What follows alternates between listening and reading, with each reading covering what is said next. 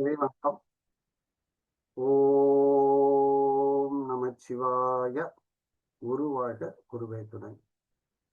ஓம் வாழ்க அறமுடன், வாழ்க அருளுடன். குரு வாழ்க, குருவே துணை. இறையருளும் குருவருளும் என்றும் துணை நிற்கும். ஓம் மகேந்திரிய நம. ஓம் மகாலட்சுமி நம. ஓம் கௌமாரிய நம. ஓம் வாராகிய நம. ஓம் பிராமிய நம. ஓம் சாமுண்டிய நம. ஓம் வைஷ்ணவே நம. ஓம் மகேஸ்வரியே நம. குருவே சரணம், குருவே சரணம். வணக்கம். அனைவருக்கும் அன்பான வணக்கங்கள். எல்லாரும் நலமாக இருக்க வேண்டும், எல்லாரும் சிறப்பாக இருக்க வேண்டும். நம்ம இப்போது ஜாமக்கோள் ஆர்வடத்துல, நவீன ஜாமக்கோள் ஆர்வடத்துல பலன் சொல்வதற்கு தேவையான வைர விதிகளை பத்தி பேச போறோம். விதி இருக்கணும், கண்டிப்பா ரூல்ஸ் அண்ட் ரெகுலேஷன் இருக்கணும், லாஸ் இருக்கணும். அது எப்படி அந்த ரூல்ஸ் இருக்கு அப்படின்னு நம்ம தெரிஞ்சுட்டோம் அப்படின்னா பலன் பார்க்கறது ஈஸி. அப்ப அந்த வழியில வைர விதிகள் எப்படி என்ன சொல்லுது, பல விதிகள் இருந்தால் கூட இந்த வைர விதிகள் எப்படி இருக்குங்கிறத நம்ம பத்தி பார்க்க போறோம். ஃபர்ஸ்ட் எல்லாரும் நல்லா கவனிச்சுக்கலாம். வைர விதிகள்ல விதி நம்பர் 1 வந்து விதி அப்படின்னு எழுதிட்டு ரோமன் லெட்டர்ல 1ன்னு போட்டுக்காங்க. ரோமன் லெட்டர்ல 1ன்னு போட்டுக்காங்க. இப்ப நம்மகிட்ட இருக்கிறது வந்து உதயம் அப்படிங்கிறது 1வது வீடு. உதயம் என்பது 1வது வீடு. அதுதான் 1 ஃபர்ஸ்ட். அதுதான் கேள்வி, அதுதான் கேள்வியாளர். அப்ப உதயத்தில் விதி நம்பர் அந்த ரோமன் லெட்டர்ல 1ன்னு போட்டு உதயத்தில் பாம்பு இருந்தால், உதயத்தில் பாம்பு இருந்தால், உதயத்துல பாம்பு இருந்துச்சுன்னா நம்ம என்ன புரிஞ்சுக்கிறோம், நம்ம அறிதல் என்ன அப்படின்னா, உதயத்தில் பாம்பு இருந்தால் கேள்வியாளர் குழப்பமான மனநிலையில், முடிவு எடுக்க முடியாத மனநிலையில் இருக்கிறார். உதயத்தில் பாம்பு இருந்தா அவர் குழப்பமான மனநிலையில இருக்கார், முடிவெடுக்க முடியல, ஒரு குழப்பமான மனநிலையில இருக்காருன்னு அர்த்தம்.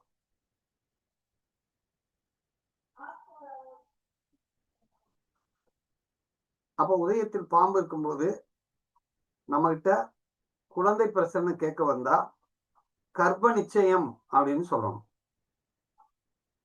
உதயத்தில் பாம்பு இருக்கும்போது குழந்தை அப்படின்னு கேட்டாங்கன்னா கர்ப்ப நிச்சயம் அப்படின்னு சொல்லணும்.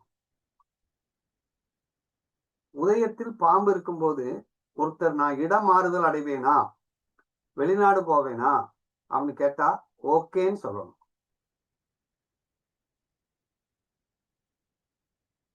உதயத்தில் பாம்பு இருக்கும்போது அப்ப இடமாற்றம், வெளிநாடு, குழந்தை பாக்கியம், போர் போடும்போது கேட்டாங்கன்னா உதயத்தில் பாம்பு இருந்தா தண்ணி இருக்கு அப்படின்னு சொல்லணும்.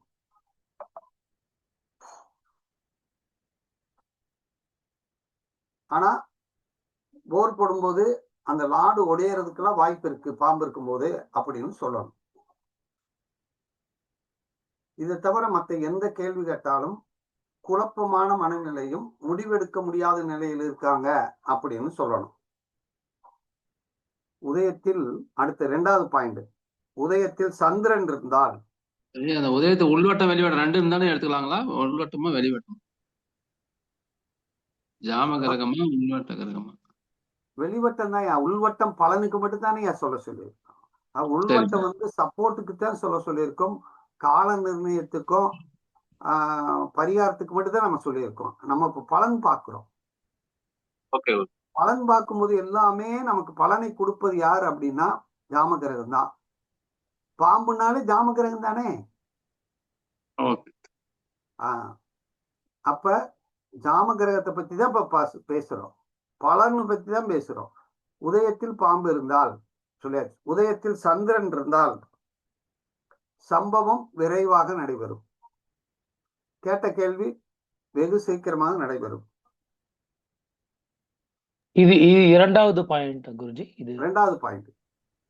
உதயத்தில் சந்திரன் இருந்தால் அந்த காரியம் வேகமா நடக்கும். உதயத்தில் சந்திரன் இருக்கும்போது சந்திரன் சம்பந்தமான கேள்வியை கேட்பார். தாயை பத்தி கேட்கலாம். ஐயா, ஆனா இதுக்கு ஆளுநர் ஒத்துழைக்கணும்.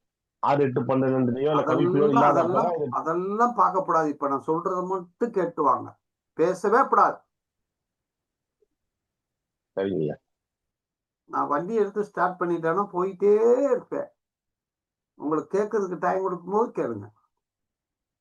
உதயத்தில் சந்திரன் இருந்தால் மிக விரைவாக அந்த காரியம் நடக்கும். உதயத்தில் சனி இருந்தால் சம்பவமும் தாமதமாக நடக்கும். உதயத்தில் சனி இருந்தால் டிலேன்னு அர்த்தம். உதயத்தில் சனி இருக்கும்போது உண்மை பேச மாட்டார், பொய் பேசுவார். உதயத்தில் சனி இருக்கும்போது உண்மை பேச மாட்டார், பொய் பேசுவார். குலதெய்வம், பூர்வீகம், வேலை, ஆயுள் இவற்றை பற்றி கேள்வி கேட்பார். உதயத்தில் பாம்பு உதயத்துல சனி இருந்தா குலதெய்வ அனுக்கிரகம் உண்டு.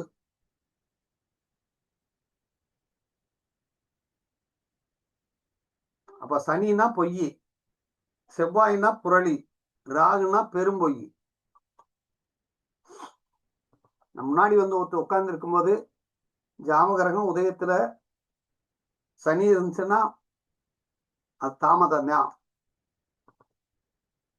உதயத்தில் சுக்கிரன் இருந்தால் சம்பவமும் சுலபமா நடைபெறும். உதயத்தில் சுக்கிரன் இருந்தால் சம்பவம் சுலபமா நடக்கும். திருமண சுப நிகழ்ச்சி பத்தி கேட்பார். சுக்கிரன்ங்கிறதுனா என்ன அர்த்தம்னா சம்பவம் சற்று தாமதமானாலும் சிறப்பாக நடைபெறும். நம்ம நினைக்கிறத விட சிறப்பா அமைகிறது சுக்கிரன். அடுத்து உதயத்தில் புதன் இருந்தால் ஒரு சம்பவம் 2 முறை நடக்கலாம். உதயத்தில் புதன் இருந்தால் சம்பவம் 2 முறை நடக்கலாம். திருமணம் சம்பந்தப்பட்ட கேள்வியாக இருக்கலாம்.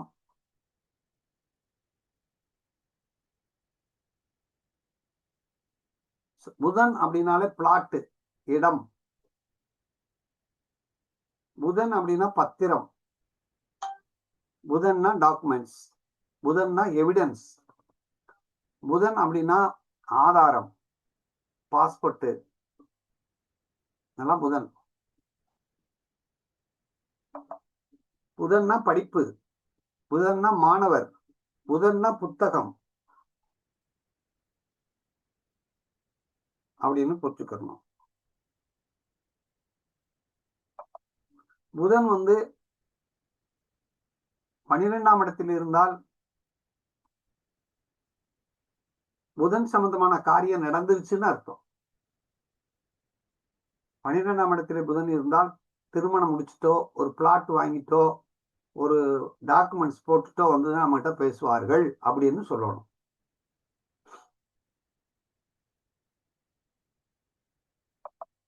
உதயத்தில் குரு இருந்தால் மிக மிக சுபம்.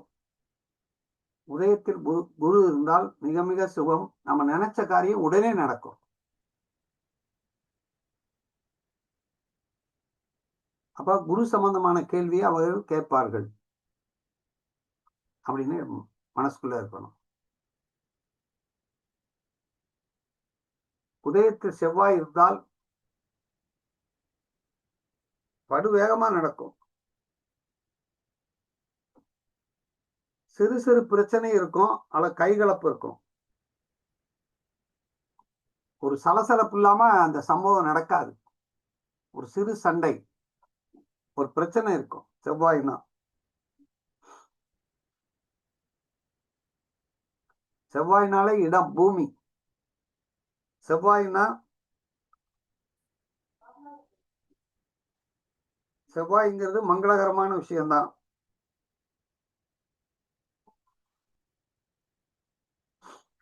உதயத்தில் சனி சூரியன் இருந்தால் சம்பவம் சீராக நடக்கும். சம்பவம் சீராக நடக்கும். சூரியனாலே தந்தை, மருத்துவம், மெடிசன், அரசியல், நிரந்தரமான வருவாய். சூரியனாலே நிரந்தரமான வருவாய். ஒரு சம்பவம் எப்படி நடக்கும்னா சீராக நடக்கும். சூரியன்னா சீராக. இப்ப எத்தனை பாயிண்ட் எழுதியிருக்கோம்? 9 பாயிண்ட் எழுதிட்டோம். 8 பாயிண்ட் எழுதிட்டோம். அப்படித்தானே? ஆமாங்க, 8 பாயிண்ட் 8 எழுதியிருக்கேன் ஐயா. அடுத்து விதி ரொம்ப 2, ரோமன் நட்டு 2.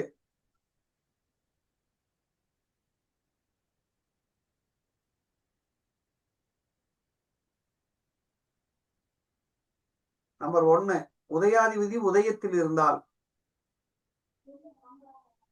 உதயாதிபதி உதயத்தில் இருந்தால் சம்பவம் சிறப்பாக நடைபெறும். நினைச்சதை நடத்திடுவேன். உதயாதிபதி உதயத்தில் இருந்தா நினைச்சதை நடத்தணும்னு நினைப்பேன்.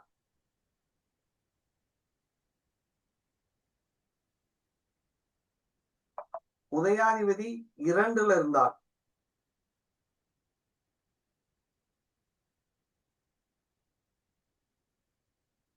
பொருளாதாரத்தில் நன்மை ஏற்படும். குடும்பத்தில் ஒற்றுமை இருக்காது.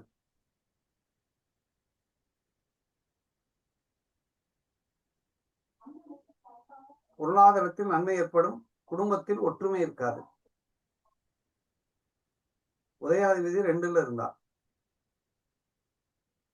பொருளாதாரத்தில் நன்மை ஏற்படும்.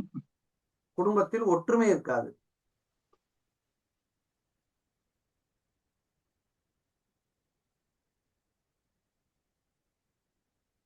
உதயாதிபதி 3, 4, 5, 9 இருந்தால் சிறப்பாக நடைபெறும்.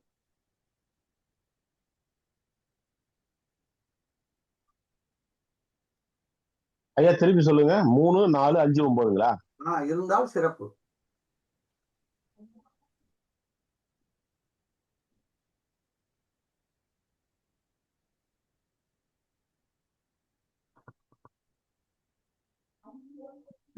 ஆறுல இருந்தா போட்டி. மற்றவரின் உதவி இருந்தால்தான் வெற்றி பெற முடியும். 6ஆம் பாவம் போட்டி.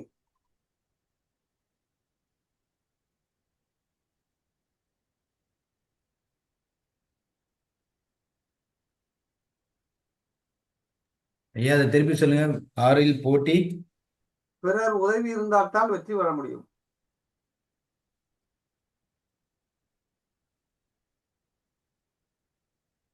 ஐயா இதை நான் பூரா அனுப்பி விட்டுறேன். இப்ப நான் சொல்றதை மட்டும் கேட்டே வாங்க. ஓகேங்க. உதயாதிபதி 6ல இருந்தா போட்டி, பொறாமைகள் ஏற்படும். உதயாதிபதி 6ல போய் இருக்கக்கூடாது. உதயாதிபதி 7ல இருந்தா பாதி நன்மை பாதி தீமை. உதயாதிபதி 7ல போய் இருந்தா பாதி நன்மை பாதி தீமை. உதயாதிபதி 8ல போய் இருந்துட்டா பேராசை தூண்டு படுகுடியில தள்ளிரும்.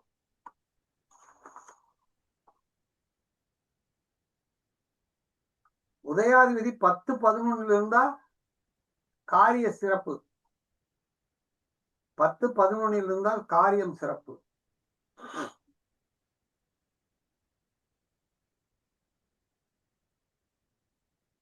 உதயாதிபதி 12ல் இருந்தால் விரயத்தை தரும்.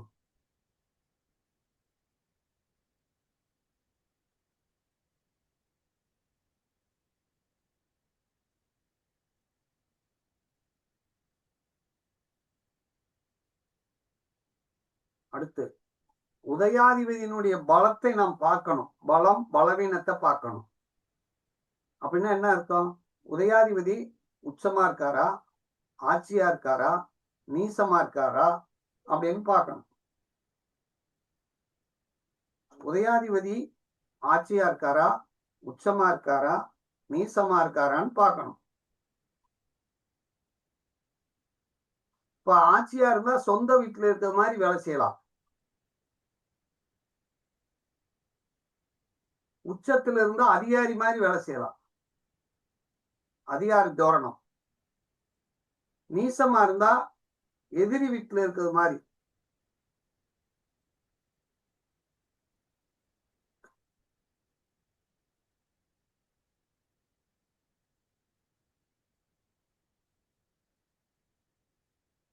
உதயாதிபதி பாதகத்துல இருக்கக்கூடாது. நாம் எதை செய்யக்கூடாதோ அதை செய்ய வைக்கும், நாம் எதை செய்ய வேண்டுமோ அதை செய்ய விடாது. பாதகம்னா நம்ம எதை செய்யணும்னு நினைக்கிறோமோ அதை செய்ய விடாது, செய்யக்கூடாததை செய்ய வைக்கும் பாதகாதிபதி.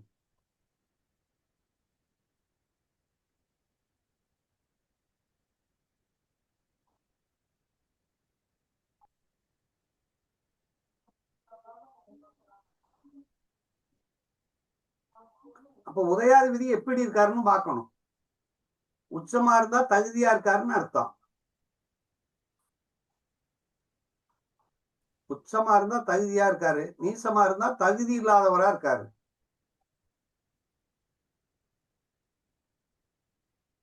ஆட்சியா இருந்தா காரியம் நடக்கும். உதயாதிபதி கண்டிப்பா என்னென்ன இருக்கக்கூடாது, நீசமா இருக்கக்கூடாது, 8ஆம் பாவத்தை போகக்கூடாது, கவிப்புல இருக்கக்கூடாது, பாதகஸ்தானத்துக்கு போகக்கூடாது. ஐயா இந்த பாதகஸ்தானன்றது சரத்துக்கு சரம் ஸ்திரம் உபயத்துக்கு அப்படிதானங்க சொல்றீங்க? சரத்துக்கு 11. பாதகம் எப்ப எதுவும் போகுது. ஓகே சரி. கவிப்பில் இருந்தா என்ன பண்ணலாம்? உதயாதிபதி கவிப்பில் இருந்தா கவிப்புல இருந்தாலும் நடக்காது, காரியம் நடக்காது. உதயாதிபதி கைப்பில் இருந்தாலும் காரியம் நடக்காது, எண்ணியது நடைபெறாது. உதயாதிபதி கவிப்பின் அதிபதியோட சேர்ந்தாலும் நடக்காதாங்க? அதிபதி அதெல்லாம் பார்க்க கூடாது. ஓகே, தேவைப்படும் போதே பார்க்கணும், இப்பெல்லாம் பார்க்க கூடாது.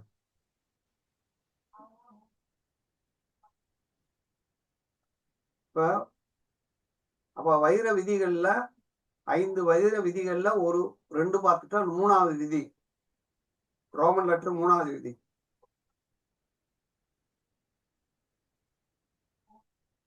மூணாவது விதி,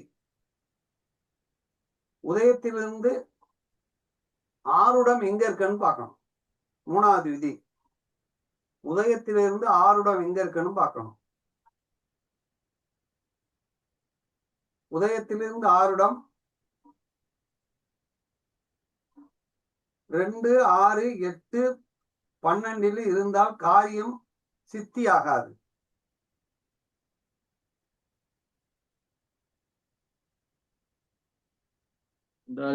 பாதகம் பிளஸ் பாதகம் 2, 6, 8, 12 பாதகம். 2, 6, 8, 12 உதயத்திலிருந்து ஆருடம் இருக்கக்கூடாது.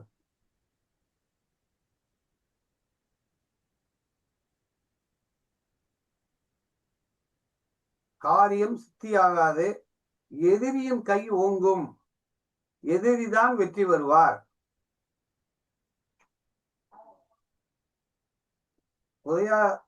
உதயத்திலிருந்து ஆருடம் எங்க இருக்குன்னு பாக்குறோம்.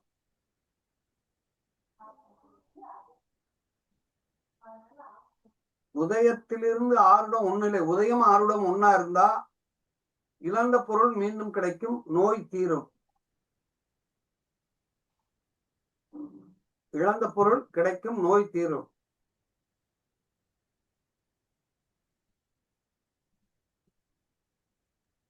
ஐயா மறுபடியும் சொல்லுங்க, எந்த இடத்துல இருந்தா? உதயமா ஆருடம் ஒன்னா இருந்துச்சுன்னா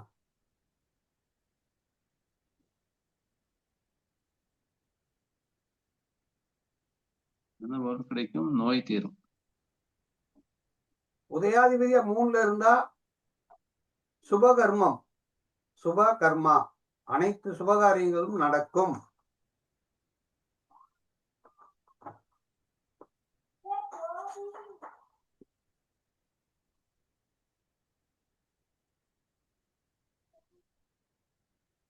உதயத்திலிருந்து ஆருடம் 4ல இருந்தால் நினைத்தது கைகூடும், பொருள் கிடைக்கும்.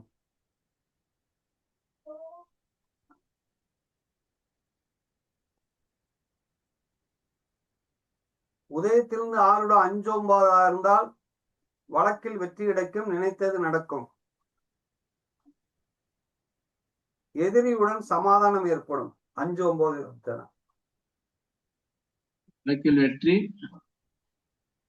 வழக்கில் வெற்றி, நினைத்தது நடக்கும், எதிரியின் சமாதானம் ஏற்படும். எதிரியோட அல்லது புனித யாத்திரை செல்வார்கள்.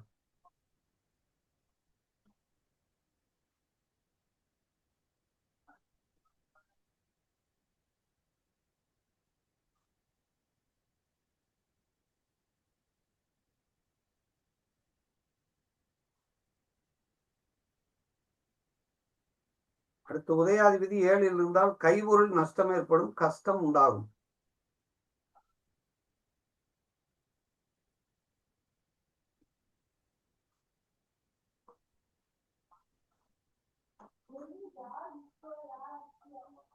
உதயாதிபதி 10 இருந்தால் காரியம் வெற்றி, நன்மை உண்டு. உதயாதிபதி 10 போலாம். 11க்கு போனா நினைத்தது நடக்கும், எல்லா நன்மை உண்டாகும்.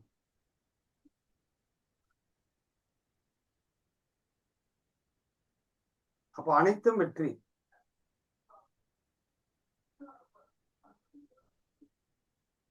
உதயாதிபதி 11 இருக்கிறது, காரியம் நடக்கும். உதயாதிபதி என்ன செய்யக்கூடாது? நீசமாக கூடாது.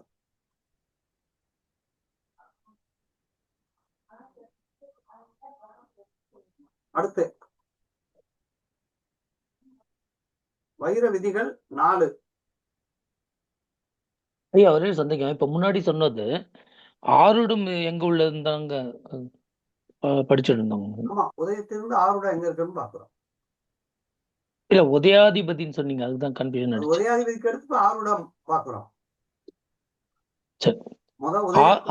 உதயத்தில் உள்ள கோள் உதயத்தில் உள்ளது, அடுத்து உதயத்திலிருந்து உதயாதிபதி, அடுத்து உதயத்திலிருந்து ஆறுடம்.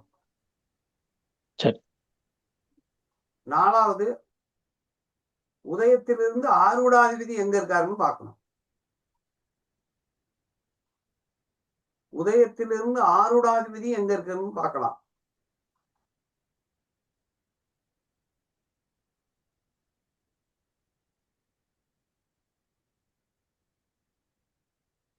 எல்லாமே ஜாமகரம் தான் பார்க்கணும். ஆமா. Okay okay.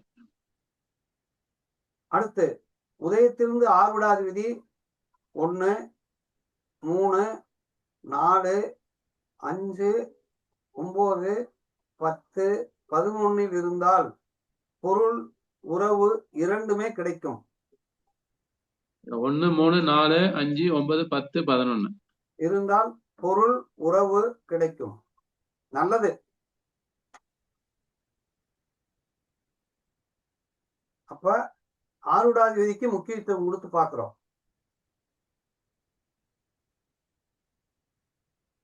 ஆறுடாதிபதி வந்து 8 12 போயிடக்கூடாது. 8 12 பாதகத்தை பார்க்கணும். 8 12க்கு ஆறுடாதிபதி இருந்தால் கேள்வி தரமான தகுதியான கேள்வியா இருக்காது. கேள்வியின் குறிகாட்டி ஆறுடாதிபதி ஆறுடம். ஐயா இப்ப வந்து ஆறுட வந்து 1 3 4 5 9 10 11 ஆறுடம் இருக்கும்போது ஆறுடாதிபதி போய் 8 12ல மறையக்கூடாது. எங்க வேணாலும் ஆறுடம் இருந்து போதியா. ஆறுடாதிபதி ஆறுடம் வந்து நல்லா இருக்கணும்னு பாத்துடுறோம். ஆறுடாதிபதி நல்லா இருக்குன்னு பாத்துட்டோம். ஆறுடம் நல்லா இருக்குன்னு பாத்துட்டோம். ஆறுடாதிபதியும் நல்லா இருக்காருன்னு ஒரு பார்வை பார்க்கணும். Okay okay. கேள்வி எப்படிப்பட்ட கேள்வியா இருக்கு, அது நல்ல தகுதியான கேள்வியா இருக்கான்னு பாக்குறதுக்கு ஆறுடாதிபதியும் தூக்கணும். ஆனா உதயத்துக்கு தான் பார்க்கணும். உதயத்துக்கு 6 8 12 உதயத்துக்கு தான் பார்க்கணும். சரி சரி. உதயத்திலிருந்து 8 12ல இருக்கக்கூடாது ஆறுடாதிபதி. 6 2 6ல இருந்தால் உறவு நன்மை, உறவில் பிரிவு,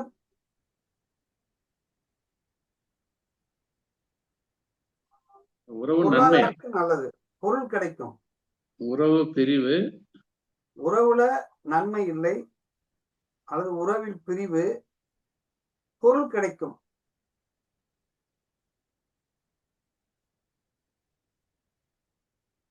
பொருள் கிடைக்கும். அவ்வளவுதான். ஓகே. 7ல் இருந்தால் பாதி நன்மை பாதி தீமை. இது 4வது விதி. அடுத்த 5வது விதி. குறிப்பு. கவிப்பு 10 ராகுக்கு சமம் அல்லது 8 8ஆம் பாவத்துக்கு சமம். 8ஆம் பாவம் 8ஆம் பாவம்.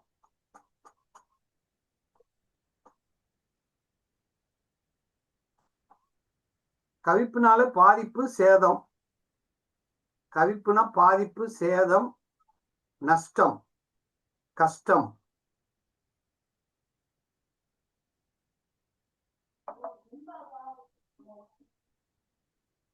கவிப்பினாலே ரகசியம்.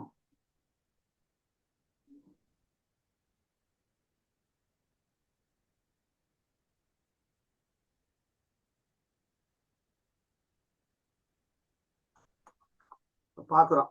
உதயத்திலிருந்து கவிப்பு எங்க இருக்குன்னு பார்க்கணும்.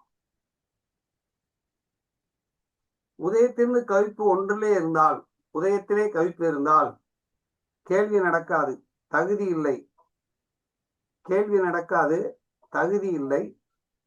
கேள்வியாளர் பாதிக்கப்படுவார். கேள்வியாளர் பாதிக்கப்படுவார். தகுதி இல்லைன்னா தகுதி இல்லைன்னா என்ன அர்த்தம்? என்ன கேள்வி கேட்டாலும் அது தகுதி இல்லாத கேள்வின்னு அர்த்தம்.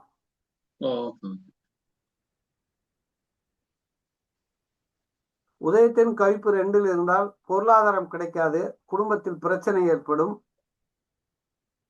குடும்பத்துல புதிய நபர் வரமாட்டார். வருகை இருக்காது.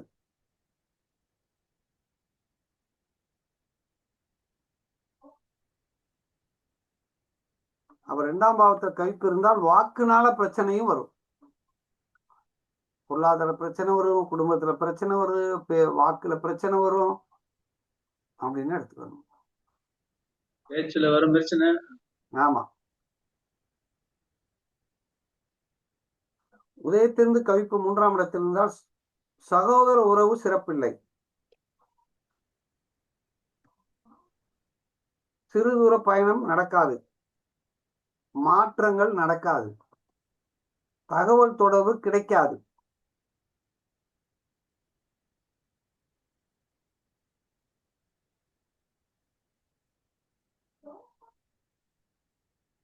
உதயத்திலிருந்து கவிப்பு 4ல் இருந்தால் தாய்க்கு பிரச்சனை. வாகனம் வாங்கக்கூடாது. வாகனம் வீடு வண்டி வாகனம் வீடு வாங்கக்கூடாது. 4ஆம் பாவத்தில் கவிப்பு இருந்தால் படிப்பு வித்தை படிக்க முடியாது. ஒரு கலையை கத்துக்கிற முடியாது. சேமிக்க முடியாது. உள்ளூர்ல இருக்க முடியாது.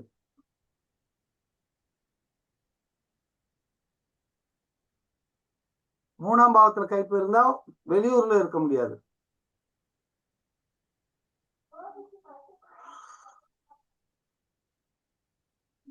ஐந்தாம் பாவத்தில் கவிப்பு இருந்தால்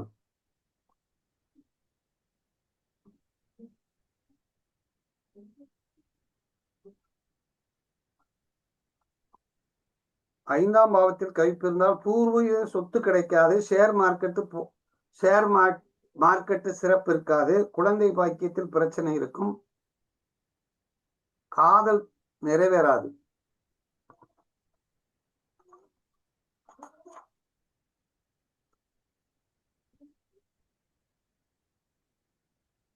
ஆறில் கவிப்பு இருந்தால் வேலை கிடைக்காது.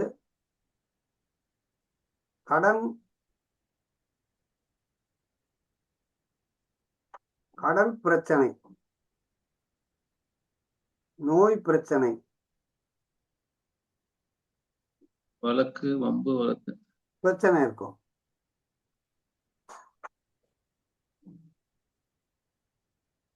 ஏழில் கவிப்பு இருந்தால் கூட்டு தொழில் ஆகாது. லட்சுமி அம்மா குருஜி ரீரைட் பண்ணிடுறேன். இது ஆ, அஞ்சுல இருந்தா குலதெய்வம் சொல்லுவாங்க இல்லையா, அது எப்படி குலதெய்வ பிரச்சனை.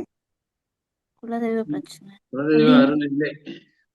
அஞ்சாம் பாவத்துல கைப்பு இருந்தா குலதெய்வத்தினால பிரச்சனை, பூர்வீகத்தினால பிரச்சனை, குழந்தைகளால அதாவது பிரச்சனை, அரசியல்னால அந்தந்த பிரச்சனை, விளையாட்டுனால பிரச்சனை, ஷேர் மார்க்கெட்டால பிரச்சனை. காதலான பாவக்காரங்க எல்லாமே கெட்டுரும். பாவக்காரங்க ஃபுல்லா கெடுத்துரும். ஆமா, அது பூரா அப்படிங்களா? கெடுத்துரும். Okay okay.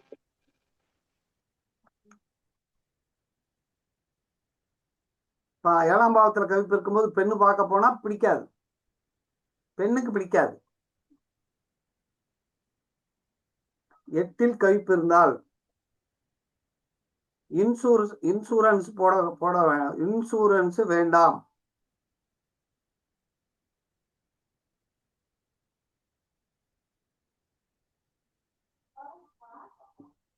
எட்டுல கவிப்பு இருக்கும்போது ஒரு ஒரு பெரும் பிரச்சனையை சந்திச்சிருக்கான்னு அர்த்தம். பெரும் பிரச்சனையை சந்தித்திருக்கிறான். 8ல் கவிப்பு இருக்கும்போது பெரும் பிரச்சனையை சந்திச்சிருக்கான்னு அர்த்தம்.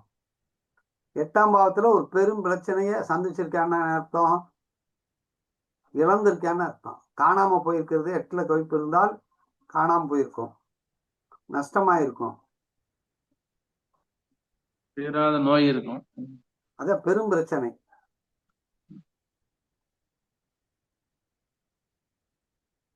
9ல் கவிப்பு இருந்தால்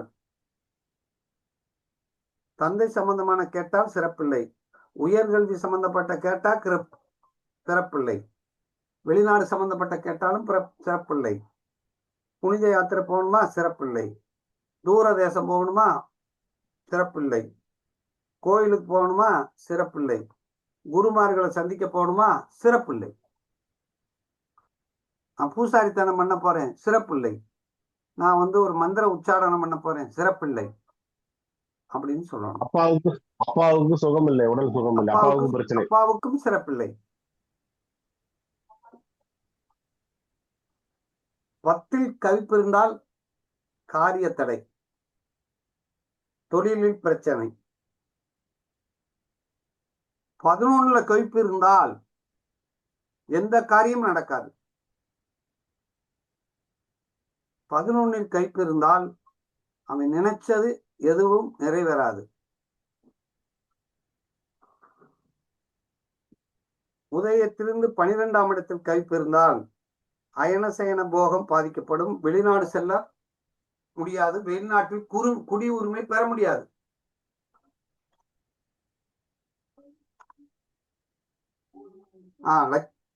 லட்சுமி அம்மா அதை கையெழுத்திருக்கிறாங்க. குருஜி உதயம் ஆருடத்துல கிரகமே இல்லைன்னா, உதயத்திலேயே 6 கிரகம் இல்லைன்னா என்ன கேக்குறீங்க? உதயத்துல 6 கிரகம்னா எதை நினைச்சு கேக்குறீங்க? நான் கொஸ்டின் தெரியாது, பட் பார்க்கும்போது நம்மளுக்கு இல்லைன்னா எப்படி எடுத்துக்கலாம்? அவங்க ஒரு கேள்வியை பாருங்க. உதயத்தில் உள்ள கோள், உதயத்தை நோக்கி வரும் கோள், அதை இப்ப விளக்குவேன். உதயத்தில் உள்ள கோள், உதயத்தை நோக்கி வரும் கோள், உதயத்தை கடந்த கோள்னு ஒண்ணு இருக்கு. உதயத்தை நோக்கி வரும் கோள் அப்படின்னா உதயத்தில் உள்ள கோள்னா இப்ப மேச உதயம்னா அந்த உதயத்துக்குள்ள இருந்தா அது உதயத்தில் உள்ள கோள்னு அர்த்தம். நல்லா கவனிங்க. இந்த மேசத்துல உதயம் இருக்கு. மேச உதயத்துக்கு வந்துடும் கோள், ரிஷபத்துக்கு போடுங்க, ஸ்திரத்துக்கு தான் வராது. இப்ப பாருங்க, மேசத்திற்கு உதயம், மேசத்துல உதயம். இப்ப மேசத்துல உதயம் இருக்குன்னா உதயம் 10 டிகிரியில இருக்கு. நல்லா கவனிங்க. இங்க 10 டிகிரி இருக்குன்னா இந்த 10 டிகிரியில 9 டிகிரி 59 மினிட்ஸ் வரைக்கும் 12ஆம் பாவம். இந்த 9 டிகிரில இருந்து 59 மினிட்ஸ் வரைக்கும் 12ஆம் பாவம். அப்ப இந்த 9 டிகிரி 59ல ஒரு கிரகம் இருக்கு அப்படின்னா அது 12ஆம் பாவத்தில் உள்ளதாக அர்த்தம். இதுல 10 டிகிரில இருந்து இதுல 10 டிகிரி வரைக்கும் 1ஆம் பாவம், இதுல 10 டிகிரில இருந்து இதுல 10 டிகிரி வரைக்கும் 2ஆம் பாவம். அப்ப இந்த இடத்துல 5 டிகிரியில ஒரு கோள் இருக்குன்னு வச்சுக்கோங்க. 2ஆம் பாவத்துல இருக்குது. 2ஆம் பாவத்துல இருக்குன்னா இந்த 2ஆம் பாவத்துக்குள்ள இருந்து ஒரு கோள், இப்ப குரு இங்க இருக்குன்னா உதயத்தை நோக்கி வரும் கோள். இங்க இந்த இடத்துல வந்து புதன் இருக்குன்னு வச்சுக்கோங்க, உதயத்தில் உள்ள கோள். 5 டிகிரியில இருக்குன்னா உதயத்தில் உள்ள கோள்னு அர்த்தம். உதயத்தில் இருக்கா, உதயத்தை நோக்கி வருதா அப்படின்னு பார்க்கணும். உதயத்தில் உள்ள கோள் அப்படின்னா உதயம் நின்ற டிகிரில இருந்து 30, அந்த உதய டிகிரில இருந்து 30 டிகிரி வரைக்கும் இருக்கிறது உதயத்தில் உள்ள கோள். ஐயா இது உள்வட்ட கோள் இல்லைங்க, வெளிவட்ட கிரகம் தானே, ஜாம கிரகம் தானே. வெளிவட்ட கிரகம் உள்வட்ட கிரகம் எதுவா இருந்தாலும் உதயத்தில் உள்ளதா உதயத்தில் வெளியில் உள்ளதா? உதயத்தில் 10 டிகிரி இப்ப 3ஆம் இடத்துல இருந்தாலும் 2ஆம் இடத்துல இருந்தாலும் உதயத்தை நோக்கி வரும் கோள். 1ல் மட்டும் இருந்தால் உதயத்தில் உள்ளது. 3ல உள்வட்டத்துல இருக்கிற கிரகத்தை குருவை கூட உதயத்தை நோக்கி வருதுன்னு எடுத்துக்கலாமா? உள்ள இருக்கிற குருவை கூட உதயத்தை நோக்கி வரும். சரி, 2, 3ல இருந்தா நோக்கி வரும் கோள்.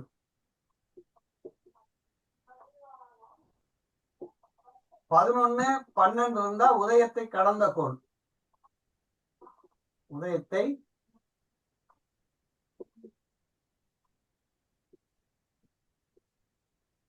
இது புரியுதான் பாருங்க. புரியுதுங்க. இப்ப உதயத்தை இதுல மேஷத்துல வந்து 9:59 டிகிரில இருக்கும்போது உதயத்தை கடந்த கோள். உதயத்தை கடந்துருச்சு. Super super. அப்ப வந்து அது 12ல இருக்குன்னு கணக்கு.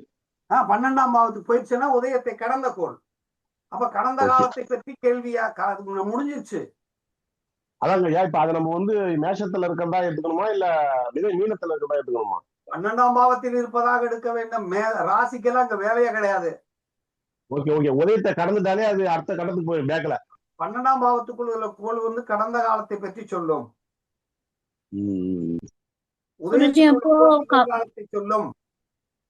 கவிப்பு கூட அதே மாதிரி எடுக்கணுமா குருஜி? கவிப்பு சரி, ஆரூடமா இருந்தாலும் சரி, ஜாம கிரகமா இருந்தாலும் சரி, உள்வட்ட கிரகமா இருந்தாலும் எல்லாத்துக்கும் தான் ரூல். ஓகே ஐயா ஒரு சின்ன டவுட் இதுல. ஜாமக்கோள் கிரகம் வந்து இடச்சுழலாக சுற்றும், உள்வட்ட கிரகம் வளச்சுழலாக சுற்றும். வளச்சுழலாக சுற்றும் போது நம்ம வந்து உதயத்தை நோக்கி வருதுன்னு எடுத்துக்கணுமா? எப்படி வந்தாலும் ஒண்ணுதான். நீங்க அது அங்கிட்டு இருந்து வந்தாலும் இங்கிட்டு வந்தாலும் உதயம் போய் அது தொட போகுது. உதயம் போய் தொட போகுது அப்படி எடுத்துக்கணும் இல்லையா? கிரகத்தை தான் நாம் இதுல பலாவலனுக்கு எடுக்க போறோம். உதயத்தை நோக்கி வரும் கோள்னா ஜாம கோலத்தையும் சொல்ல போறோம். ஜாமக்கோள். ஓகே. உதயத்தில் உள்ள கோள்னா ஜாம கோலத்தையும் சொல்ல போறோம். உதயத்தை கடந்த கோள்னாலும் ஜாம கோலத்தையும் சொல்ல போறோம். ஓகே ஓகேங்க. சரிங்கய்யா, இப்ப வந்து உதயம் வந்து 10 டிகிரில இருக்கு. இப்ப அதை கடக்கிற கோள் வந்து 5 டிகிரில அந்த ராசியிலே இருந்தா கூட அது 12ஆம் பாவத்துல இருக்கிறதா தான் கணக்கு. 12ஆம் பாவத்துல தான் இருக்கு. சரி, ஓகே ஓகே. 12ஆம் பாவத்தில் கடந்த காலத்தை பற்றி தான் சுட்டி காட்டும். அது நிகழ்கால சிந்தனை அல்ல. சரிங்க சரிங்க. ஒருத்தர் வந்து உதயத்துக்கு 5 டிகிரில இருக்காருன்னு வச்சுக்கோங்க. உதயம் வந்து 10 டிகிரில இருக்குன்னா அந்த 5 டிகிரில இருக்காருன்னா உதயத்தை கடந்துருச்சு. அப்ப அவனுடைய சிந்தனை முடிஞ்சிருக்கு. செவ்வாய் 5 டிகிரி இருந்தா கூட விரையா தான் நடக்கும். உதயம் மேசமாகி செவ்வாய் 5 டிகிரி இருந்தா விரையம் தான் நடக்கும்னு சொல்லணும். 12ஆம் பாவத்தில் இருக்குன்னு சொல்லுங்க. இந்த விரயம் ஆகும்னு சொன்னீங்களா? 12ஆம் பாவத்துல இருந்தா விரயம். 12ஆம் பாவத்தில் காரகத்துவம் விரயமாகும். இல்ல, அப்ப அவர் ஆட்சியா இருக்க மாட்டாரு. டிகிரியை கடந்துட்டாலே ஆட்சியா இருக்க மாட்டாரு. அப்படிலாம் சொல்லக்கூடாது. விரயம் ராசிக்குள்ள இருக்கும்போது அந்த பவர் இருக்கும். நல்லா ஆட்சியா இருக்கும்போது ஒன்னும் விரயம் அதிகமாகுது. பலமா இருக்கிறாருல ஆட்சியா, விரயம் அதிகம் அப்படின்னு எடுத்துக்கணும். சரி, அடுத்து ஒரு விஷயம்.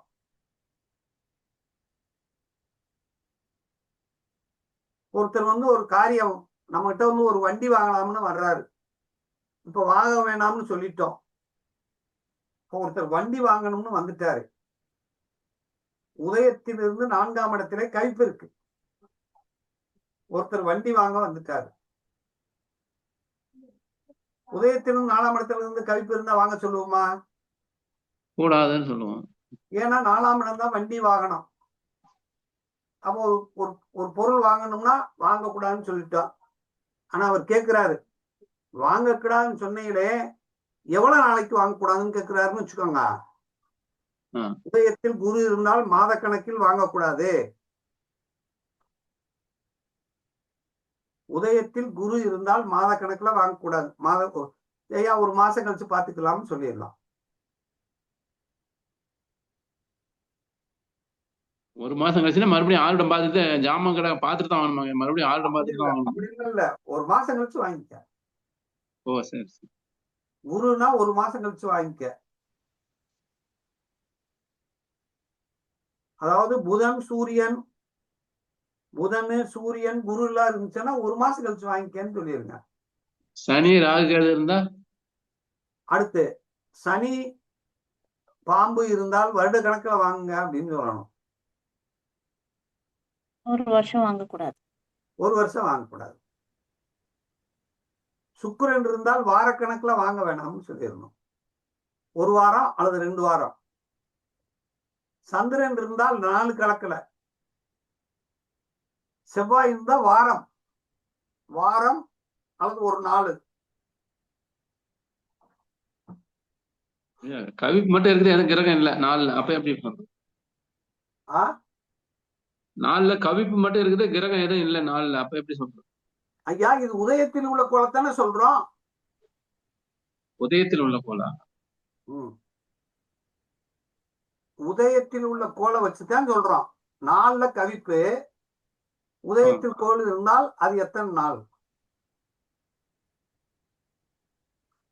உதயத்தில் உள்ள கோள் அல்லது உதயத்தை நோக்கி வரும் கோள் அப்படின்னு பார்க்கணும்.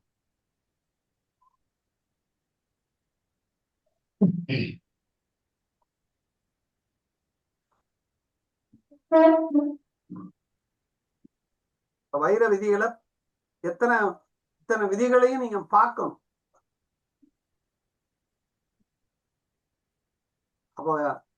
அப்ப உதயத்தை நோக்கி வரும் கோள், உதயத்தை கடந்த கோள், உதயத்தில் உள்ள கோள். அப்ப என்ன அர்த்தம்? ஒரு கிரகம் உதயத்தில் இருந்தால் அவனை கேள்வி கேட்க தூண்டும்,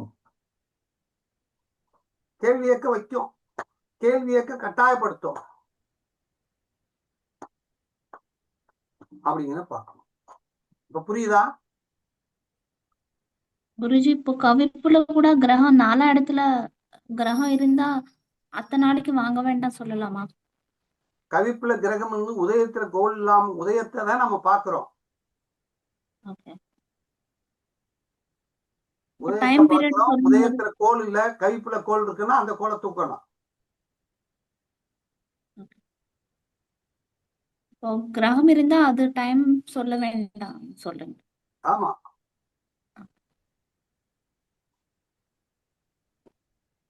அப்ப நம்ம பாக்குறது இந்த diamond rules.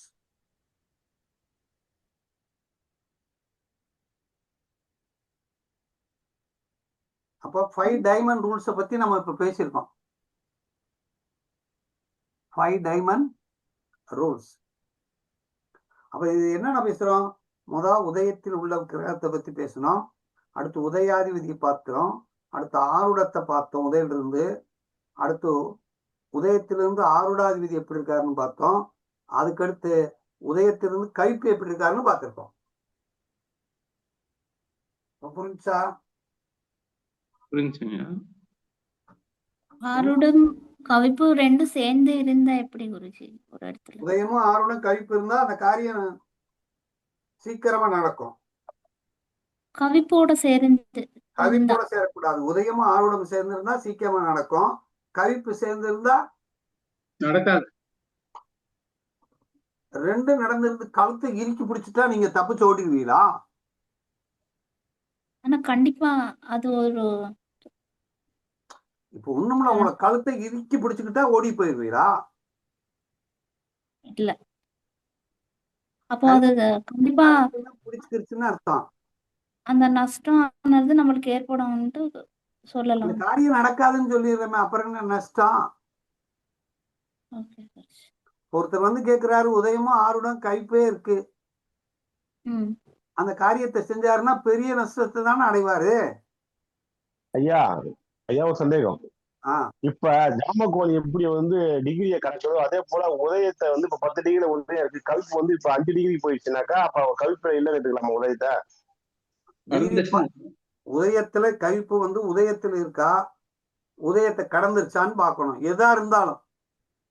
Okay okay okay. இப்ப மேசத்துல உதயத்து 10 டிகிரில இருக்கு, கவிப்பு வந்து 5 டிகிரில இருந்தா உதயத்தை விட்டு போயிடுச்சுல, பாதிப்பு இல்ல இருக்காது. Okay okay. அதேதான் ஆறுடத்துக்கும். அது எல்லாத்துக்கும் ஒண்ணுதான். உதயத்தையும் ஆறுடம் உதயமும் அதே மாதிரிதான், ஆறுடமும் அதுதான், கவிப்புனாலும் அதுதான். ஓகே ஓகே, நன்றிங்க. எதுவா இருந்தாலும் உதயத்தில் இருக்கா, உதயத்தை கடுத்துச்சா. அப்ப இதுதான் ஜாமக்கோல் ஆருடத்தினுடைய ஹைலைட்டான விஷயம். இதுதான் diamond rules in Jamakkol Aruda. மாயரிசி diamond rules in Jamakkol Aruda. குருஜி ஆருடம் 11ல இருந்தப்போ சர ராசிக்கு 11ஆம் பாவம் வந்து பாதகம் இல்லையா? அப்படியெல்லாம் சொல்லக்கூடாது. எல்லாத்துக்குமே பாதகம் பார்க்க வேண்டாம். 11ஆம் பாவத்துல கவிப்பு இல்லாம இருந்தா சிறப்பு.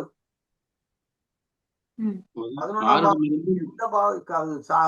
பாதகமா இருந்தாலும் எதா இருந்தாலும் 11ஆம் பாவத்தின் உதயாதிபதி 11க்கு போயிட்டானா அவன் ஜெயிப்பா இருப்பா. ஆனால் பாதகமா இருந்துச்சுன்னா பாதிப்பு இருக்கும். ஆறுடம் 11ல இருக்குது, 8ஆம் அதிபதி அங்க உட்கார்ந்து இருக்காருன்னா அப்ப எப்படி எடுத்துக்கலாம்? ஆறுடம் 11ல இருந்தாலும் நடக்காது. ஆறுடம் வந்து 11ஆம் பாவத்துக்கு போய் அங்க போயிட்டானே என்ன அர்த்தம்? நல்லது. 8ஆம் அதிபதி வந்து உட்காந்துக்கிறாரு 11ல, அப்ப நடக்கும். 8ஆம் பாவம் நடந்தாலும் அது கஷ்டத்தை தான் தரும். 8ஆம் அதிபதி அங்க உட்கார்ந்தாலும் கஷ்டம் கொடுக்கும், வலி வேதனையத்தையும் தரும். கஷ்டமா நடக்கும். ஐயா ஐயா, இப்ப நான் வியாழக்கிழமை ஒண்ணு சொன்னேன் இல்லைங்க, 63 மணி நேரத்துல ஒரு பணம் வரும்னு சொல்லி ஒரு ப்ரெடிக்ஷன் சொல்லியிருக்கானே, அந்த சம்பவம் நடந்துருச்சு. ஆனா 11ல கவிப்பு தான் இருந்துச்சு. ஆனா நான் நேரம் நான் வந்து பணம் வரும், ஆனா ஒரு பிரச்சனை வரும். அந்த பிரச்சனை வந்து செவ்வாய்க்கிழமைக்கு அப்புறம் தீர்னு சொல்லிட்டேன். அந்த சம்பவம் ரெண்டுமே நடந்துருச்சு இப்போ. அதாவது 30 லட்சம் ரூபாய்க்கு, ஆமா 30 லட்சம் ரூபாய்க்கு செக் கொடுத்தாங்க. செக் வந்து டாக்ஸ் பிரச்சனைனால செவ்வாய்க்கிழமை ஆகட்டாங்க. ஆனா 10 லட்ச ரூபாய் கையில வந்து கொடுத்துட்டு போயிட்டாப்ல.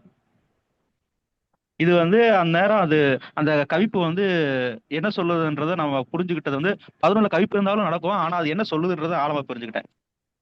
கவிப்பு வந்து 11ஆம் பாவத்தில் இருந்தாலும் அந்த கேள்வியோட, அதாவது அந்த காரியம் 11 உதயாதிபதி நல்லா இருந்தாருன்னு வச்சுக்கோங்க. அதேதான் இப்ப நீங்க சொன்னீங்க இல்லைங்க வைர விதிகள். இந்த வைர விதிகள் வந்து எல்லாம் முக்கியம். ஆனா கேள்விக்கு ஏத்த மாதிரி அந்த இதை புரிச்சுக்கணும். அதுதான் அதுல வந்து நம்ம தனித்துவமான ஒண்ணு. என்னங்க, அதான் கவிப்பு வந்து இந்த இடத்துல 11ஆம் பாவத்தில் இருக்கிறதுனால நடக்காதுன்னு சொல்றதை விட காரிய தடை ஏற்படுத்தும். அந்த காரியத்தடை என்ன காரணம் அப்படின்றத அதையும் விளக்கி காரணம்ங்கிறத கவிப்பு சொல்லும். ஆமா, ஆனா நல்லா இருக்காரு, நல்லா இருந்தாரு, உதயாதிபதி உச்சமா இருக்காருன்னா டிலே காணா நடக்கும். கண்டிப்பா. இன்னொரு ப்ரொடக்ஷன் சொல்லியிருக்கீங்க. வாழ்க்கையிலே ஒரு மரணத்தை அக்யூரேட்டா சொல்லியிருக்கேன். இப்பதான் சொல்லியிருக்கேன். இதுக்கு முன்னாடி தோராயமா சொன்னேன். இது என்ன எதுக்காக சொன்னேன்னா, அது வந்து ஒரு நெருக்கடிக்காக சொல்லியிருக்கேன். ஒரு 10வது மாசம் 2025 10வது மாசம் ஒரு அம்மா எனக்கு போன் போட்டு, இந்த மாதிரி என்னோட ஹஸ்பண்ட் வந்து அமெரிக்கால வேலை பாக்குறாங்க. அவங்க அப்பா வந்து இப்ப ஒரு மாமனார் வந்து முடியாம இருக்காங்க. எங்க அப்பா வந்து இவர் வந்து பாக்கணும்னு ஆசைப்படுறாரு, ஆனா முடியல. ஆனா கடைசி நேரமாவது இவர் வந்து பாத்துக்கணும். அதுக்கு வந்து எப்ப இறப்பான்னு தெரிஞ்சா அதுக்கு தகுந்த மாதிரி டிக்கெட் போட்டு வர வச்சிருவேன்னு சொல்லி கேட்டாங்க கேள்வி.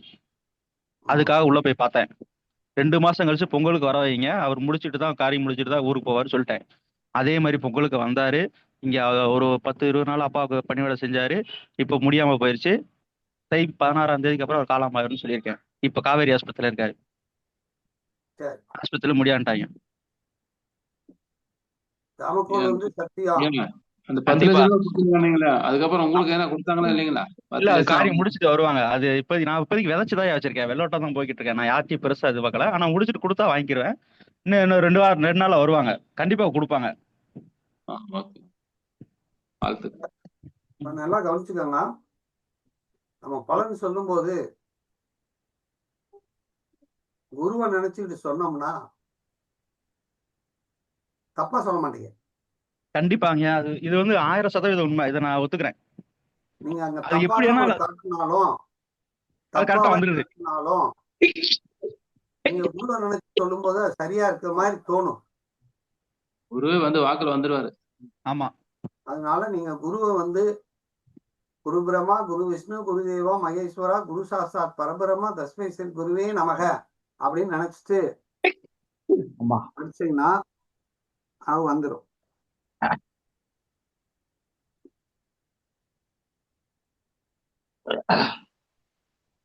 அப்ப இது வந்து என்ன தெரியுது, இந்த வைர விதிகளை வசமா வச்சுக்கிறணும்.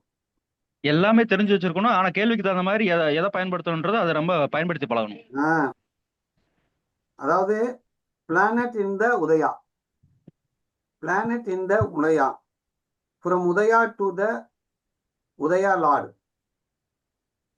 மூணாவது from Udaya to the Aruda. நாலாவது from Udaya to the Aruda lord. நாலாவது from Udaya to the Kavippu. கவிப்பு எங்க, உதயத்திலிருந்து கவிப்பு எங்க இருக்கு? கவிப்புங்கிறது என்ன நினைக்கணும் அப்படின்னா, ஒருத்தர் நம்ம கிட்ட வந்து வாயே துறக்காம உட்கார்ந்து இருக்காருன்னா கவிப்பு வந்து நஷ்டத்தையும் காட்டாது, கஷ்டத்தையும் காட்டாது. அவர் மறைச்சு வச்சிருக்கிறத மட்டும் காட்டும். ஒருத்தர் வந்து என்ன மனசுக்குள்ள ஒளிச்சு வச்சிருக்காருங்கிறத கவிப்பு கரெக்டா. அந்த காலத்துல நட்டம், அதாவது உச்சி முட்டி சிந்தனை, கை அந்த கையில வச்சுக்கிட்டு உச்சி முட்டி சிந்தனை அப்படின்னு கேட்பாங்க. உச்சி அப்படின்னா 10ஆம் பாவம். 10ஆம் பாவத்தில் உள்ள கிரகம் அவன் மூளைக்குள்ள, அவன் மண்டை ஓட்டுக்குள்ள ஒரு சிந்தனை ஓடிக்கிட்டு இருக்குன்னு அர்த்தம்.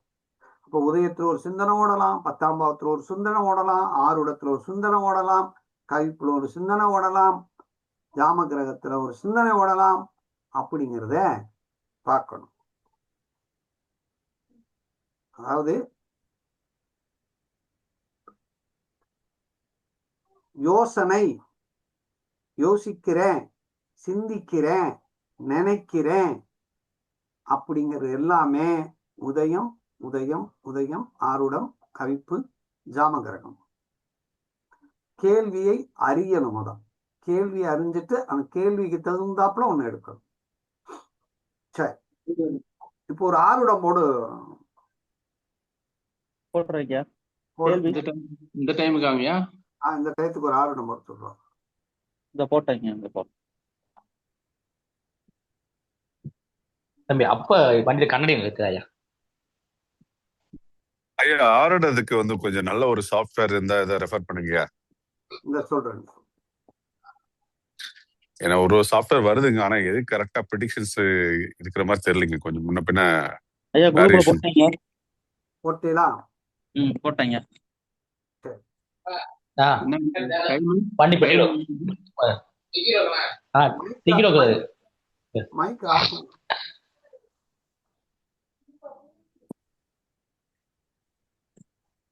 உதயத்தில் பாம்பு. இப்ப நல்லா பாருங்க, உதயம் வந்து 11 டிகிரி இருக்கு. உதயம் 11 டிகிரி இருக்கு. உதயமும் 11 டிகிரி, யமகண்டமும் 11 டிகிரி. சனி வந்து உள்வட்ட சனி 3 டிகிரி இருக்கு.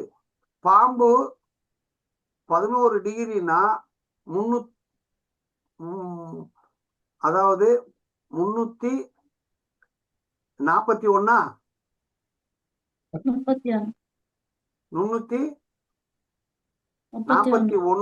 உதயம் 331ங்கய்யா. உதயம் வந்து 11 டிகிரி இருக்கு. பாம்பு வந்து எத்தனை டிகிரில இருக்கு? 1 டிகிரிலே உள்ள பாம்பு இருக்கு. அப்ப உதயத்தை விட பாம்பு வந்து கடந்து போயிடுச்சு. பாம்பு கடந்து போயிடுச்சு. அப்ப உதயத்தை நோக்கி வர்றது யார் வர்றா? சந்திரன். சந்திரன் வருகிறார். உதயத்தை நோக்கி சந்திரன் வர்றாரு அப்படின்னு சொல்றோம். ஆனா உதயம் 11 டிகிரில இருந்து, மீனத்தில் 11 டிகிரில இருந்து உதயம் வந்து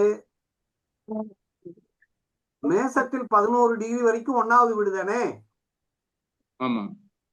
அப்ப இப்ப உதயத்தில் சந்திரன் இல்லை, உதயத்தை நோக்கித்தான் சந்திரன் வர்றாரு இல்லையா? உள்வட்டத்துல 3 டிகிரி இருக்கிறாருங்க சந்திரன். அதெல்லாம் விட்டுருங்க. உள்வட்டத்துல இப்ப நீங்க பலனுக்கு மட்டும் பாருங்க. ரெண்டையும் உள்வட்டத்துக்கு பார்க்க சொன்னீங்க. சப்போர்ட்டிங் கேரக்டர் தான். ரெண்டையும் பார்க்க சொன்னீங்க முன்ன. அதாவது சப்போர்ட்டுக்கு மட்டும் தான் அதை பார்க்க சொன்னேன். எல்லா நேரமும் அதை பார்க்காதீங்க. ஓகே. பலன் சொல்றதுக்கு ஜாம கிரகத்தை தான் தூக்கணும். இப்போ உதயத்தை நோக்கி சந்திரன் வர்றாரு. உதயத்தை நோக்கி சந்திரன் வர்றாரு. ஆமா.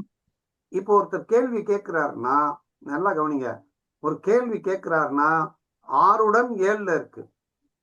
உதயம் மீன உதயம், 6 கன்னி 6 கவிப்பு 10 அப்படின்னு பார்த்தோம். ஜாம கிரகம் உதயத்தை கடந்த உதயத்துக்குள்ள உதயத்தை நோக்கி வர்ற ஒரு சந்திரன், உதயத்துக்கு 3 சனி, உதயத்துக்கு 4 சுக்கிரன், உதயத்துக்கு 7 உதயத்துக்கு 7 புதன் இருக்காரா அப்படின்னு பார்த்தா அரைமுனம் 15. ஆனா உதயத்துக்கு 6 தான் புதன் இருக்காரு. ஆமாங்க. உதயத்துக்கு 6 தான் புதன் இருக்காரு அப்படின்னு எடுத்துக்கணும். சரி, இப்ப இந்த கவிப்பு அதே மாதிரி பாருங்க. கவிப்பு இருக்கு 10 இருக்கு. உதயாதிபதி 8 இருக்கிறாரு. உதயாதிபதி குரு 8 இருக்கிறாரு. உதயாதிபதி குரு எங்க இருக்காருன்னு பாருங்க. 8. அதாவது 8 இருக்கிறாருங்க. 8ஆம் இடத்துக்கு இருக்காரு. 8ஆம் பாவத்துல 16 டிகிரில எதுல இருக்காரு? துலாத்துல இருக்கிறாரு. துலாத்துல 16 டிகிரில இருக்காரு. அப்ப அது 8ஆம் பாவத்துல உதயாதிபதி இருக்காரு. இப்படி பார்க்கணும். இது ஜிகே உடைய சாப்ட்வேர். இது ஒரு வருஷத்துக்கு 500 ரூபாய். இந்த சாப்ட்வேர்ல போட்டு நீங்க வச்சுக்கலாம். அவங்க போன் நம்பரை கேட்டு, ஈஸ்வரர் வச்சிருக்கீங்களா நீயே, இந்த மாதிரி போட்டு வச்சுக்கோங்க. ரைட் ஐயா, சாஃப்ட்வேர் இன்னொரு ஃப்ரீ சாஃப்ட்வேர் இருக்கீங்க. அதை வேணா லிங்க் போட்டு விடுவோம் நம்ம குரூப்ல. போட்டு விடுங்க. ஃப்ரீ அது சாப்ட்வேர். இதோட இந்த தகவல் நிறைய இருக்கு, பாருங்க. ஆனா இதுக்கு கொஞ்சம் டிகிரி வித்தியாசப்படுதீங்க நான் பார்த்ததுல. சரி, அது யாரு போட்ட சாப்ட்வேர்? அது ஸ்ரீரங்கம் சொல்லி போட்டிருக்கீங்க. அது டைரக்டா குரோம்ல போய் ஸ்ரீரங்கம் ஜாமக்கோல்னு போட்டாலே வந்துருது. சரி, வரட்டும். நான் குரூப்ல போட்டு விடுறேன். அது செட் ஆகுதான்னு பாருங்க. அதுல மிருத்தியுலாம் காட்டுது. சரி, இதுல மிருத்தியும் காட்டல. சரி, இந்த போட்டு விடுறேன் பாருங்க. சரி. இப்ப இந்த இதை நம்ம பார்த்துட்டோம். இதை வச்சு நம்ம பலன் கேட்கிறாங்கன்னா அதுக்கு பதில் சொல்லணும். உதயாதிபதி 8க்கு போனா எப்படி இருக்கும்? பேராசையை தூண்டும், பெரு நஷ்டத்தை அடைவார்கள் அப்படின்னு சொல்லலாமா இல்லையா?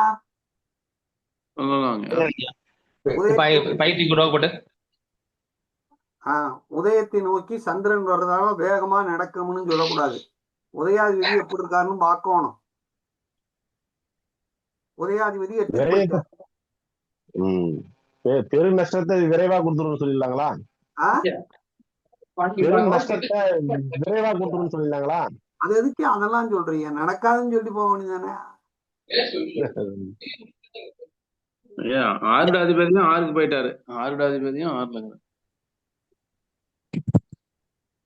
இல்ல, ஃபர்ஸ்ட் நம்ம பார்க்க வேண்டியது உதயம், உதயாதிபதி, கவிப்பு, ஆருடம். அதை வச்சு பார்த்துக்கிறோம். கேள்வி எப்படிப்பட்டதா இருக்கானாத்தே ஆருடாதிபதியை தூக்கணும். அப்ப கேள்விக்கே கேட்கலைன்னா ஆருடாதிபதியும் கவிப்பையும் போய் பார்க்க வேண்டிய அவசியம் இல்லை. கேள்வி கேட்டு அந்த கேள்வியினுடைய பின்விளைவு எப்படி இருக்குன்னு பார்த்தாத்தான் ஆருடாதிபதியும் கவிப்பையும் பார்க்கணும். இப்ப கேள்வி ஃபர்ஸ்ட் எடுத்தோடனே கேள்வியே உதயாதிபதியே போச்சு. கேள்வியாளர் கேள்வியே சிறப்பில்லை அப்படிங்கறத எடுத்துக்கணும். புரியுது ஐயா. அந்த சாஃப்ட்வேர் போட்டிருக்கேன், அப்படியே ஓபன் பண்ணி பாத்துறீங்க. நீங்க ஒரு பாரு செக் பண்ணி சொல்லிருங்க. மக்கள் பாருங்க.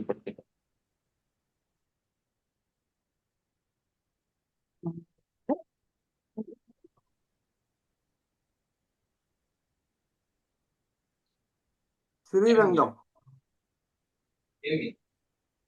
கீழே விளம்பரம் வரும். அந்த விளம்பரத்தை இது பண்ண மாட்டேன். அந்த சப்மிட் கொடுக்கல, அதுல போயிடுங்க. இல்ல, இது இன்ஸ்டால் கேக்குது. இன்ஸ்டால் ஆப் இப்போ வரைக்கும் இன்னும் வரலைங்க. இது டைரக்டா பாக்குற மாதிரி தான் இருக்கு. இது கட் பண்ணி இந்த டெஸ்க்டாப் மாதிரி வச்சுக்கலாம். இல்லைங்க நவுன்னு கொடுத்தா அப்படியே வருதுங்க. ஆமா, இந்த நிமிஷத்துக்கு வந்துடும். எங்க எதுல கொடுக்கணும்? அந்த அதுலயும் நவுன்னு ஐயா அது இல்லைன்னா அது இல்லைன்னா அது நீங்க புக் மார்க் பண்ணி வச்சிருந்தீங்கன்னா டிஃபால்ட்டா அது மொபைல் ஆப்ல அது சேவ் ஆயிடுங்க. புக் மார்க் பண்ணி வச்சுக்கோங்க. நான் ஜாமக்கோல் ஆளுட கணிதம்னு வந்துருது. ஆமா, அந்த ரொம்ப சாஃப்ட்வேர் சூப்பரா இருக்கு. ஒர்க் ஆகலைன்னாங்க ஐயா, சாஃப்ட்வேர் ஒர்க் ஆகலைங்கன்னா நீங்க அந்த லிங்கை வந்து நீங்க புக் மார்க் பண்ணி வச்சிட்டீங்கன்னா டிஃபால்ட்டா உங்களுக்கு எப்பவும் போல அது ஒரு ஐகான் மாதிரியே இருக்கும் உள்ள. ஆனா அது கூகுள்லயே கொடுத்துருக்காங்க. ஆமா, இது ரொம்ப சூப்பரா இருக்குங்க. நான் அதை பயன்படுத்திக்கிட்டு இருக்கேன். ஒரே நேரத்துல கீழே காலமும் வரும் பாருங்க. மிருத்தியோ என்ன காலம் போய்கிட்டு இருக்கு அப்படின்றது வரும். கடந்த காலம் பற்றி கேள்வி. மரணம் கடந்த சம்பந்தப்பட்ட கேள்வி வரும்போதெல்லாம் அந்த காலத்தையும் ஒரு பார்வை பார்த்துக்கிருவேன். இது சரிதானா அப்படின்னு. கடன் நோய் எதிரிகளின் தன்மை சிரமம். கேள்வியில் ஒரு டவுட் வந்துச்சுன்னா அந்த காலத்துல போய் ஒரு பார்வை பார்த்தீங்கன்னா உங்களுக்கு இன்னும் ரொம்ப கிளியராக தெரியும். சரி சரி, இதை பார்த்து வச்சுக்கோங்க. ஓகே, இப்ப நம்ம பார்த்துட்டோம். இந்த ஆப்பவே நீங்க வச்சுக்கோங்க. ஸ்ரீரங்கம் அது யாருன்னு பார்த்தா அவர்கிட்ட போன் பண்ணி கேட்போம். சரிங்க, நீங்க கேட்டு சொல்லிருங்க. சரி, இப்ப நான் சொன்ன வைர விதிகள்லாம் புரிஞ்சுச்சா? புரிஞ்சுதுங்க. இதுல ஏதாவது டவுட் இருக்கா?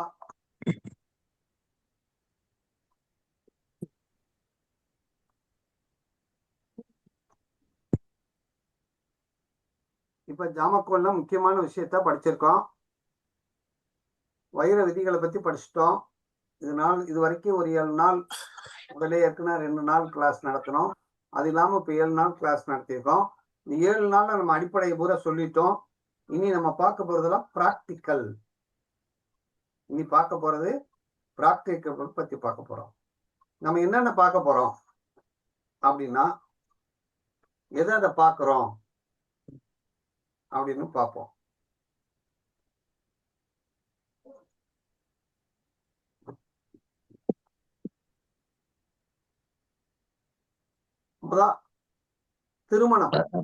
திருமண காண்டம் நம்ம பார்க்க வேண்டிய விஷயம் திருமணம்.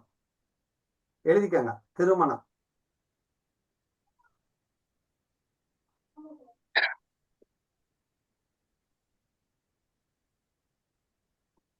இரண்டாவது குழந்தை பாக்கியம்.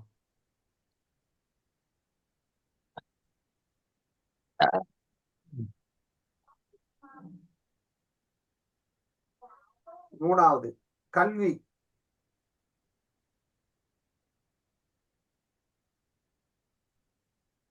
நாலாவது வேலை.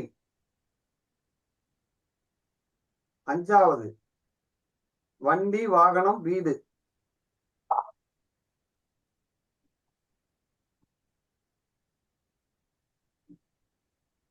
அடுத்து எத்தனை எழுதிருக்கியா? 5. அடுத்து 6 நீரோட்டம். நீரோட்டம் போர் போடுறது. 6. 7 குலதெய்வம், தெய்வம் குலதெய்வம். 8 கடன் நோய் வம்பு வழக்கு. 9 தொலைந்த போன நபர் அல்லது பொருள்.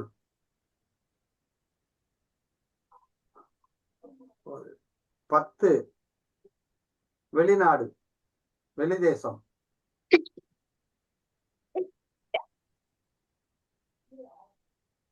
அப்ப என்னென்ன டாபிக் நமக்கு தேவை? இதுல முக்கியமான டாபிக் என்ன அப்படின்னா, நம்ம தெளிவாக வேண்டியது திருமணம், குழந்தை, வேலை, போர் போடுறது. தொழில் அதான் வேலை, தொழில். ஐயா 10வது என்ன சொன்னீங்க? வெளிநாடுங்களா? வெளிநாடு.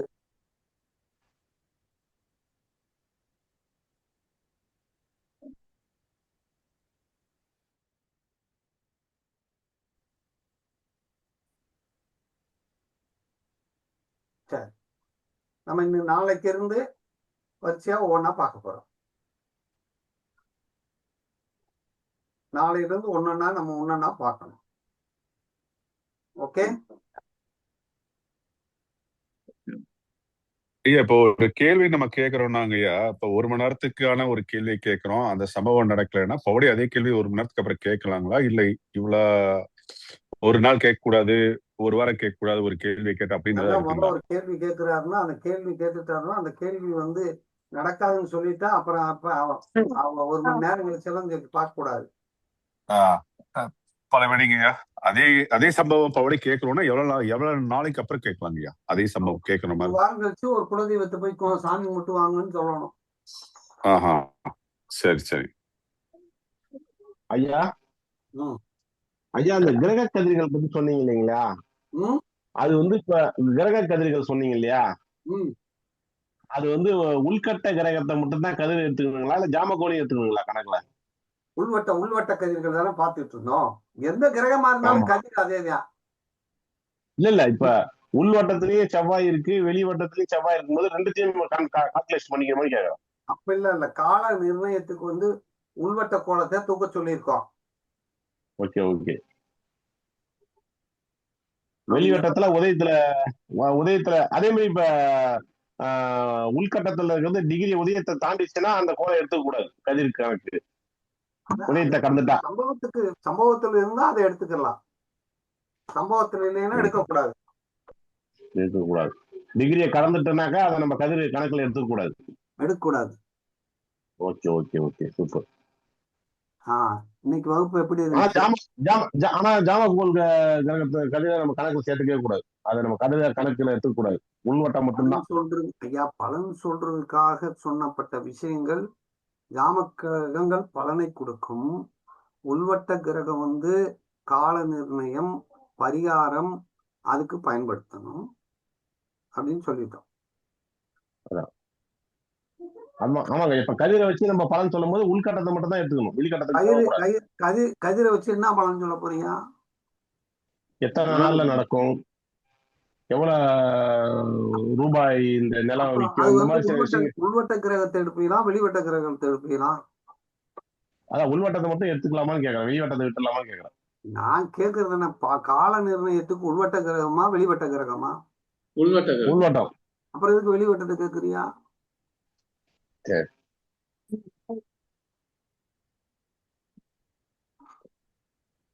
இப்ப வெளிவட்ட கிரகத்துக்கு கதிர்கள் எந்த விதத்திலுமே எந்த பலன் சொல்றதுக்கும் யூஸ் ஆகாதுங்களா? ஏன் நம்ம எடுத்து தேவை இல்லையா? நேரடியா பலன் கொடுக்குது இல்லையா? சரி சரி சரி.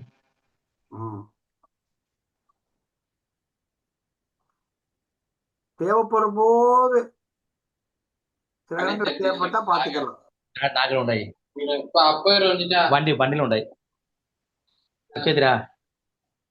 ஐயா மைக் ஆஃப் பண்ணிருங்கய்யா. சரி,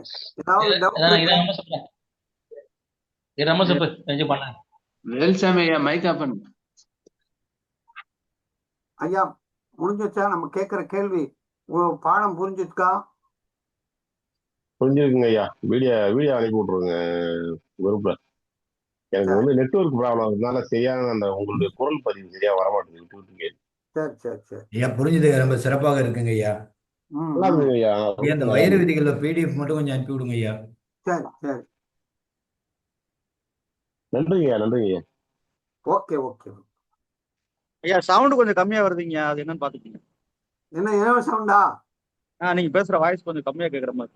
நல்லா தான் இருக்குதுங்க. நல்லா இருக்குங்க, கிளியரா இருக்குங்க ஐயா. கிளியரா இருக்கு. சரி. என் போனுக்கு அப்படி இருக்கான்னு தெரியலங்க. உங்களுக்கு நெட்வொர்க் என்ன பிரச்சனை? சரிங்க ஐயா, நன்றிங்க.